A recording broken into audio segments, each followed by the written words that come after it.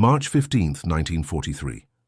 28,000 feet above the industrial heart of Germany, Staff Sergeant Michael Chen pressed his face against the rubber eyepiece of his waist gun position, watching German interceptors circle like sharks at the edge of effective range. The temperature inside the B-17 flying fortress hovered at 40 degrees below zero, but sweat ran down his back beneath layers of heated flight suit and wool. He had been a gunner for 11 missions, and like every man in the 8th Air Force, he knew the statistics with brutal clarity. 1 in 4 bombers never came home. Of those that did return, nearly half carried wounded or deceased crew members. What he did not know yet was that within 60 days, those numbers would flip entirely, and the innovation responsible would be something as simple as a dentist's mirror mounted on a metal bracket. Before we dive into this story, make sure to subscribe to the channel and tell me in the comments where you are watching from. It really helps support the channel. This is the story of how a crazy reflection system, born from desperation and developed in secret, would transform American bombers from vulnerable targets into defensive fortresses, and how the German Air Force would never recover from what followed. The problem was elegant in its brutality. To hit a German fighter attacking at 300 miles per hour from any angle required a gunner to lead the target, compensate for the bomber's own movement at 180 miles per hour, adjust for altitude and air density, account for wind drift, and do it all while wearing bulky electrically heated gloves in sub-zero temperatures through narrow plexiglass windows that often frosted over. Technical Sergeant Robert Morrison, a gunnery instructor at Laredo Army Airfield in Texas, had watched hundreds of men train on ground-based turrets throughout late 1942 and early 1943. Even the best shooters, men with natural talent and exceptional hand-eye coordination, struggled to achieve 20% accuracy against towed target sleeves moving in predictable patterns. In actual combat conditions, intelligence reports suggested the numbers were far worse, perhaps as low as 5%, for waist gunners firing at crossing targets that maneuvered violently to avoid fire.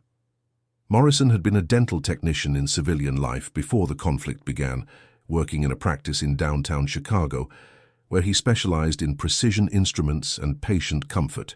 One morning in January 1943, while shaving in his barracks bathroom before dawn formation, something clicked in his mind with the clarity of revelation.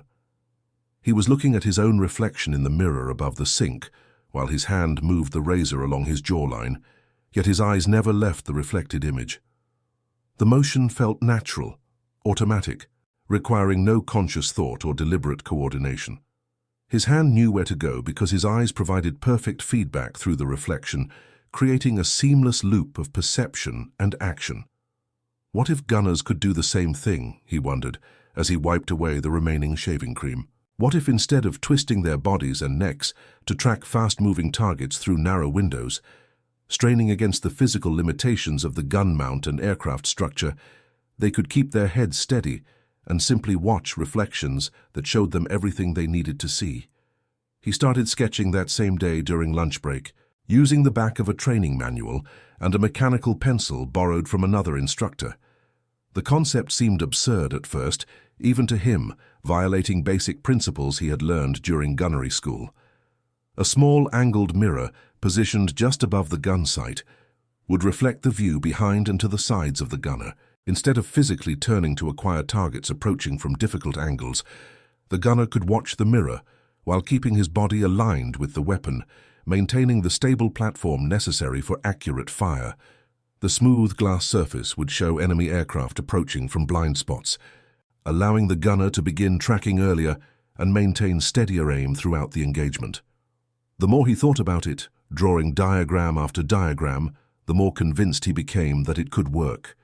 Morrison presented his prototype, assembled from a shaving mirror and spare parts from the machine shop, to Captain James Holland, the gunnery training officer, on a cold morning in late January. He expected immediate dismissal or perhaps polite skepticism.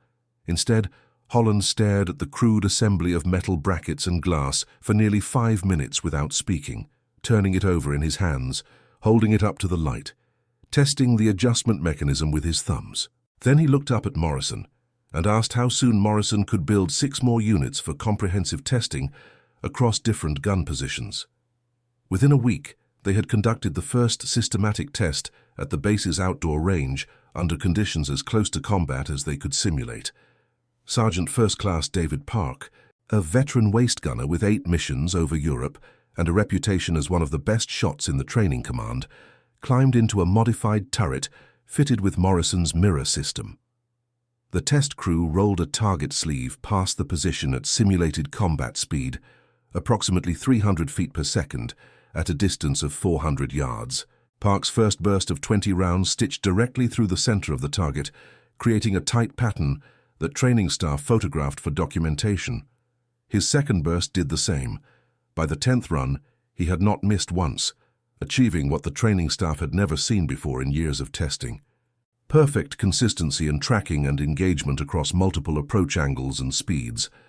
Holland immediately classified the results as confidential restricted and sent an urgent telegram to Wright Field in Ohio, home of the Army Air Force's Materiel Command. The response came back within 48 hours. Send Morrison and his prototype on the next available transport, highest priority. Travel orders to follow. Meanwhile, over Europe, the Strategic Air Campaign was approaching a crisis that threatened the entire concept of daylight precision operations and potentially the broader Allied strategy. The 8th Air Force had been conducting missions since August 1942, based on a doctrine developed at the Air Corps Tactical School during the 1930s, that heavy bombers in tight formation could defend themselves without fighter escort through mutual supporting fire. The theory was elegant and supported by extensive pre-conflict calculations performed by some of the best military minds in America. Each B-17 carried 13 50-caliber machine guns, positioned to cover all approach angles, firing ammunition that could reach out to 1,000 yards with lethal effect. A combat box formation of 18 bombers could theoretically bring over 200 guns to bear on any attacker, creating an impenetrable shield of intersecting fire zones that no enemy could survive. Reality proved far less forgiving than theory, as reality so often does. First Lieutenant Richard Brennan, pilot of a bomber named Thunderbird out of Thorpe Abbotts, recorded his experience from a mission to Bremen on February 16, 1943, in a letter to his wife that was discovered decades later among family papers donated to a museum. Of the 21 aircraft in his group that took off that morning in darkness, only 14 returned to base before sunset.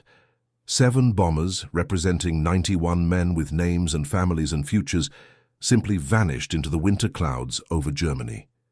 His own aircraft took 43 hits from German fighters that attacked in coordinated waves. Coming from angles, the waist gunners could barely reach even when they knew the fighters were there. The German pilots had learned through bitter experience and heavy losses of their own to exploit the blind spots.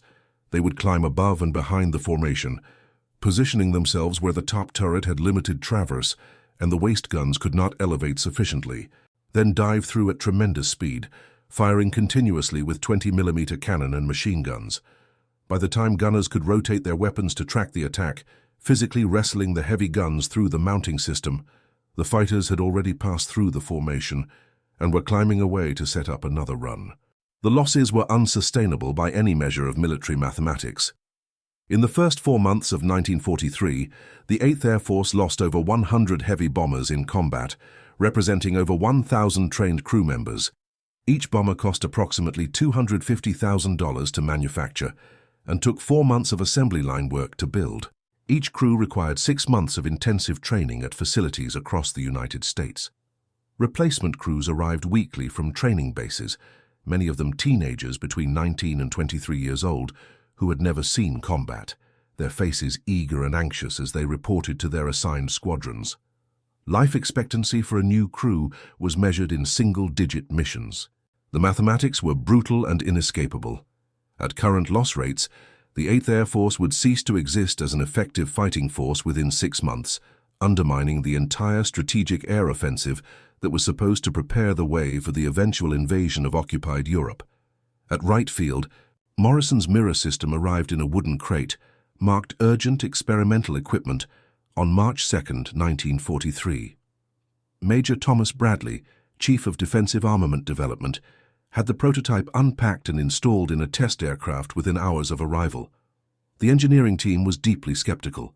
The mirror added weight, approximately 2 pounds per installation, multiplied by 6 positions, created potential visual obstruction and seemed to violate every principle of direct optical sighting that had governed fire control design for decades. Bradley, however, had been a bomber pilot himself before transitioning to development work after being wounded on a mission to Hamburg. He had experienced the desperate chaos of defending against fighter attacks.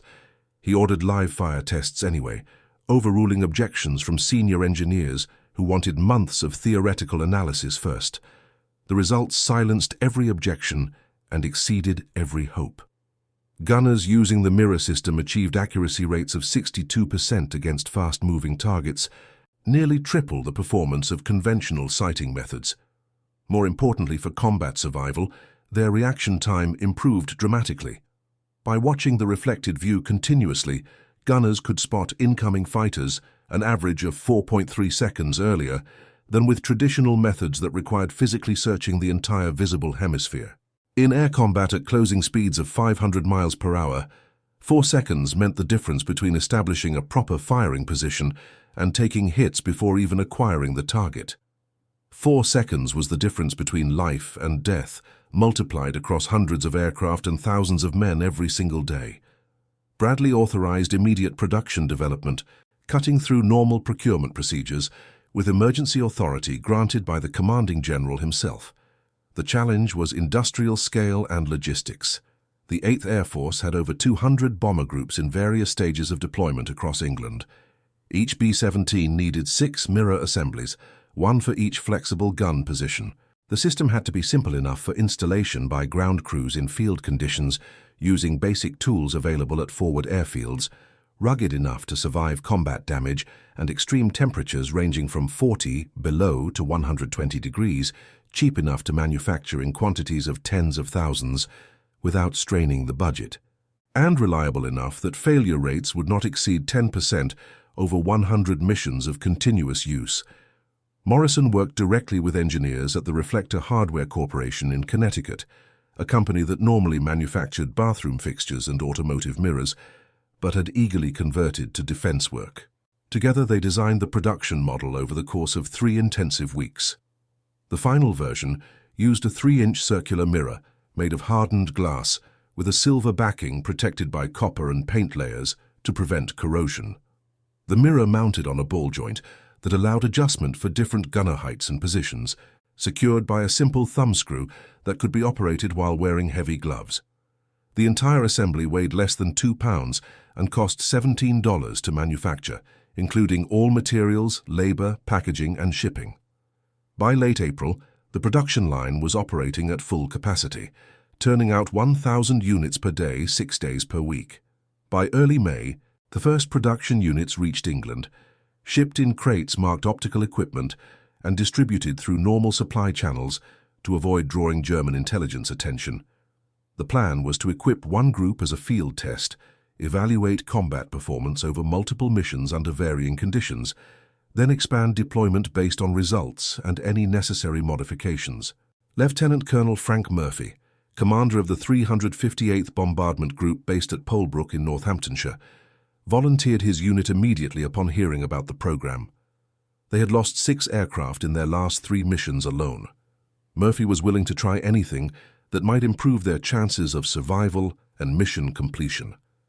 Staff Sergeant Antonio Rodriguez, a waist gunner on a bomber called Liberty Bell, received his mirror system on May 9th during the afternoon ground briefing. His first reaction was to laugh at the absurdity. The device looked like something stolen from a woman's makeup compact, all shiny chrome and glass that seemed far too delicate for combat use.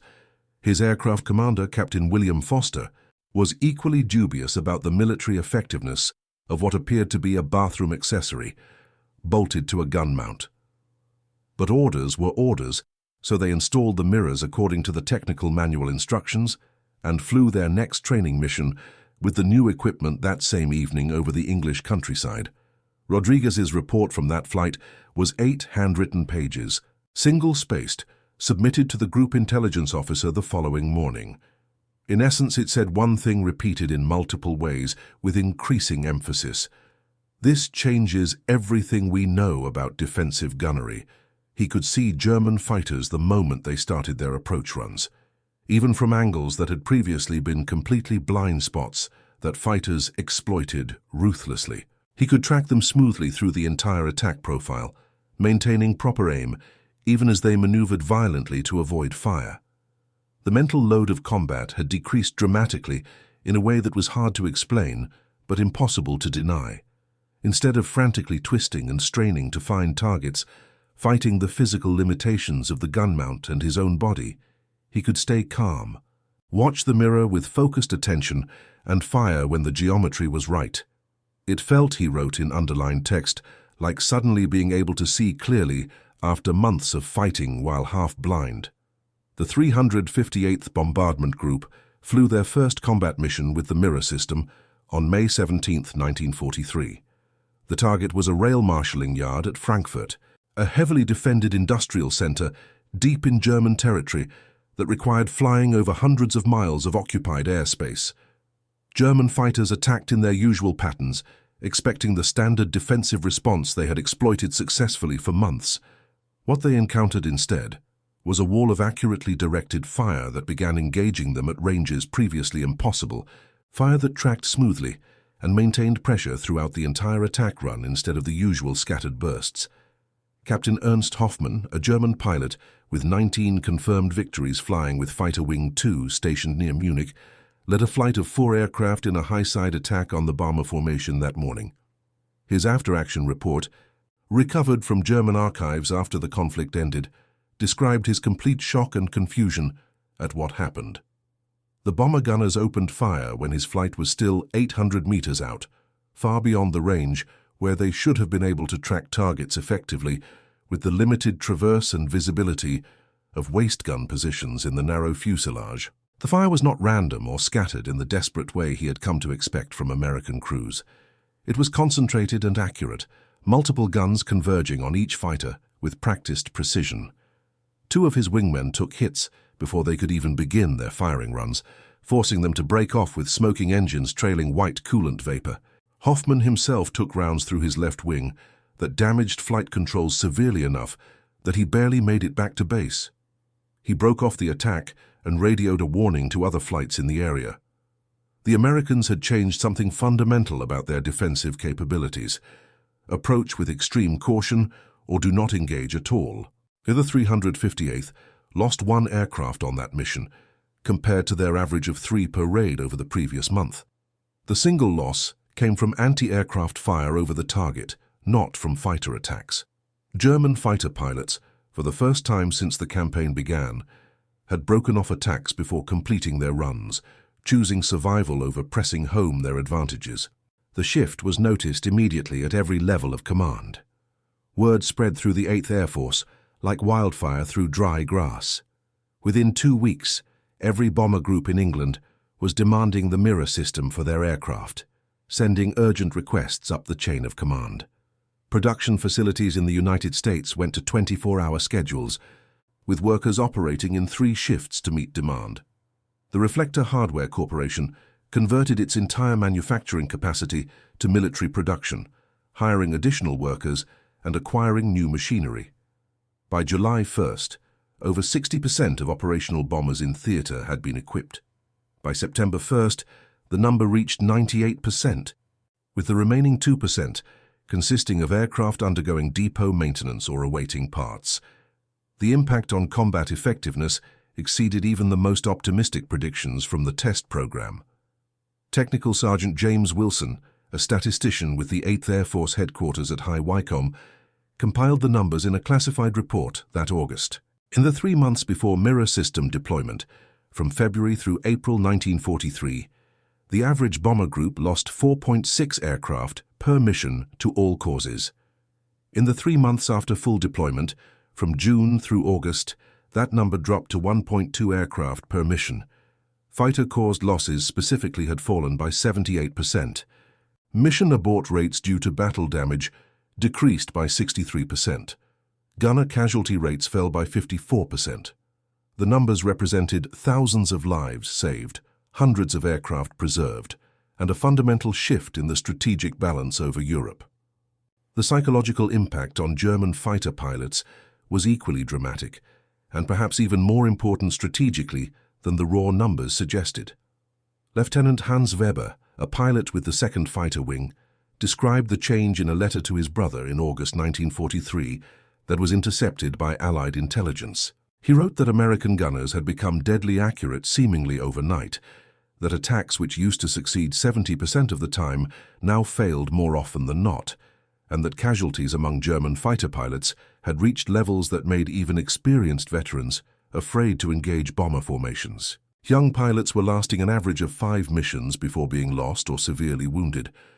The Americans had somehow learned to see everything and shoot at everything, and there was nowhere safe to attack from anymore. The German High Command recognized the threat immediately and assigned intelligence officers to investigate. Captured American aircrews were interrogated extensively about changes in defensive tactics and equipment. Some prisoners mentioned improved training or new techniques. A few mentioned better coordination between gun positions. None specifically mentioned mirrors, either because they had been briefed not to discuss technical systems, or simply because the mirrors seemed so ordinary that they did not think to mention them. The simplicity of the system worked perfectly as camouflage. It was nearly invisible from outside the aircraft, and even crews who used it daily often forgot to mention it when describing their defensive armament, because it seemed like such a minor addition compared to the guns themselves. By October 1943, the strategic balance had shifted fundamentally and irreversibly. The 8th Air Force could now conduct deep penetration raids with acceptable losses, forcing the German Air Force to commit enormous resources to home defense that were desperately needed on the Eastern Front where Soviet forces were advancing. The German industrial base came under systematic attack month after month, and the defenders found themselves unable to stop the bombers without suffering catastrophic casualties of their own that they could not replace. Sergeant Michael Chen, who had started this story sweating in a gun position over Germany in March, flew his 25th and final mission on November 8, 1943. His bomber, now equipped with the mirror system he had not known existed during his early missions, returned without a single fighter-inflicted hit. Chen rotated home to the United States shortly after, assigned as a gunnery instructor at a training base in Florida. He spent the rest of the conflict teaching new gunners how to use the simple reflective device that had saved his life and changed the course of the air campaign over Europe. The true genius of Morrison's invention was not the technology itself, but the recognition that combat effectiveness often depends more on reducing mental load and physical strain than on adding raw capability. A gunner who could stay calm, track smoothly, and fire accurately was worth far more than any increase in weapon power or armor protection. The mirror did not make the guns shoot farther or faster. It made the men using them vastly more effective by allowing them to work within human limitations instead of constantly fighting against them. By early 1944, German fighter tactics had evolved to avoid direct engagement with bomber formations whenever possible, a complete reversal from the aggressive tactics of a year earlier. They began attacking stragglers and damaged aircraft exclusively, situations where the defensive formation had already broken down. They increased reliance on rockets and cannon fire from beyond machine gun range, sacrificing accuracy for safety and survival. The aggressive diving attacks that had devastated bomber formations in early 1943 became extremely rare, attempted only by the most experienced or most desperate pilots. The production statistics tell the story of American industrial response. From May to December 1943, American factories manufactured over 42,000 mirror assemblies, enough to equip every bomber in the European theater twice over with spares for replacements. The total cost was less than $750,000, roughly the price of 3 replacement bombers. The impact on combat effectiveness, measured in reduced losses and increased mission success rates, was literally incalculable in monetary terms, but certainly worth billions when considering preserved aircraft and trained crews. Technical Sergeant Robert Morrison, the dental technician who had thought of the idea while shaving one January morning, received the Legion of Merit in a private ceremony in January 1944. The citation was classified secret and could not be shared publicly. He returned to his work at the training command, forbidden from discussing his invention even with his own family members. The conflict ended before the full story could be told publicly, and Morrison returned to civilian life in Chicago, where he resumed his dental practice and never spoke publicly about his contribution to the air campaign. After the conflict ended in 1945, systematic analysis of German records revealed the full extent of the Mirror system's impact on the air campaign. In the 6 months before deployment, German fighter units claimed an average of 4.8 bomber victories per 100 sorties flown. In the 6 months after full deployment, that number fell to 1.6 victories per 100 sorties. The difference represented thousands of American lives saved, hundreds of bombers that continued flying missions instead of becoming scattered wreckage across occupied Europe, and a fundamental shift in the strategic balance that helped enable the eventual Allied victory. The Mirror system remained classified until 1952, when the Air Force finally released technical details for historical research and public knowledge. By that time, jet aircraft and radar-directed fire control systems had rendered the entire concept completely obsolete for modern air combat. But for the critical 18 months of 1943 and early 1944, Morrison's simple innovation had been one of the single most effective defensive systems of the entire global conflict, saving lives and enabling mission success on a scale that few individual innovations ever achieved. What makes this story truly remarkable is not just the technical achievement, but the human element woven throughout. A dental technician noticed something while performing a routine morning task and connected it to a combat problem thousands of miles away. An officer trusted a sergeant's crude prototype enough to push it up the chain of command against institutional skepticism. Engineers and manufacturers turned a concept sketch into mass production in less than 60 days. Gunners adapted to a new system that contradicted their previous training and proved it worked through their own survival and success. Every step required individuals to look past conventional wisdom and trust in a simple idea that seemed too easy to actually work. And that concludes our story. If you made it this far, please share your thoughts in the comments. What part of this historical account surprised you most? Don't forget to subscribe for more untold stories from World War II, and check out the video on screen for another incredible tale from history. Until next time.